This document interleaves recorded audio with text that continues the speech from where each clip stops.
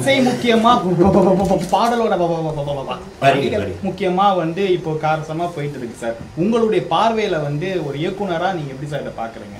இரண்டு மியூசிக் முக்கியமா இல்லாட்டி இரண்டு பேரும் ஆளுமைகள் இதுல மோதிக்கிட்டு இருக்காங்க. ஒரு பாடல் யாருக்கு செல்வியா செல்வமா வீரமாங்கிற கதை மறுபடியும் சரஸ்வதி சௌரம் தான் எடுத்துருந்தாங்க. அப்படி கிடையாது. இசைத்தமிழ் நீ செய்த அறிஞ்சாதனன்னு இருக்கிற மாதிரி தான். பாடலா இசைன்னா ரெண்டுமே முக்கியம்தான். வெறுமனே மெல் இசை வரிகள் இல்லாத இசையை நம்ம ரசிச்சிருக்கோம். நத்திங் பட் என்றெல்லாம் நம்ம பார்த்துருக்கோம்.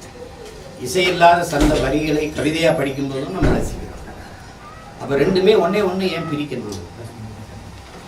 மொழி உடல்னா இசை வந்து உயிர்னு வச்சுக்கோங்க. அப்படி வச்சுக்கிறது ஒரு மூச்சுன்னு வச்சுக்கோங்க.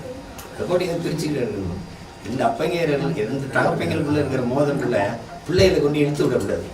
இது தீர்க்கப்பட வேண்டிய பிரச்சனை. இளையராஜா கேட்கறதுல இருக்கிற நியாயத்தை புரியணும். முதல்ல ஒண்ணு, ஒரு படைப்பாளிங்கிறவருக்கு வந்து அவருக்குன்னு படைப்பு வேலை அங்கீகாரம் வேணும். இப்ப என் தம்பி வந்து இந்த படத்தை தயாரிச்சிட்டாருன்னா இந்த படத்துல இசையமைச்சது பாட்டு எல்லாத்துக்குமே பொறுப்பு அவரோட ஊதியம் வாங்கிட்டாங்க. அதனால அவருக்கு தான்.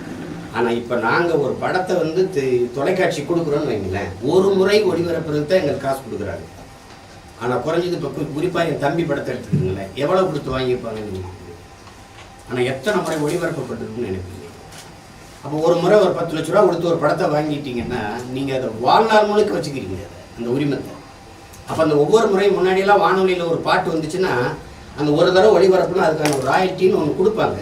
அப்போ ஒரு படைப்பாளிக்கு, அந்த எழுத்தாளருக்கு, அந்த இசையமைப்பாளருக்கு, இந்த தயாரிப்பாளருக்கு இன்னும் ஒரு விழுக்காட்டு அடிப்பில் வச்சுக்கலாம். 60 தயாரிப்பாளருக்கு, மீதி மற்றவங்களுக்கு அந்த வாங்கி வெளியிடுற நிறுவனத்துக்கு ஒரு 60, மீதியில் 40 தயாரிப்பாளர் படைப்பாளிகள் அவங்களுக்கெல்லாம் பிரித்து கொடுக்குறதுங்கிறது ஒரு நியாயமான உரிமை.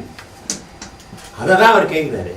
அதை நம்ம புரிந்து கொள்கிற விதத்தில் எல்லாரும் தவறு பண்ணிட்டு, அப்பா இளையராஜா வந்து கவிஞர்களுக்கு கொடுக்காதீங்க, பாடகர்களுக்கு கொடுக்காதீங்கன்னு சொல்ல, எனக்கு அதில் உரிமை இருக்குது, எனக்கு உரியதை கொடுங்கன்னு கேட்குறாரு.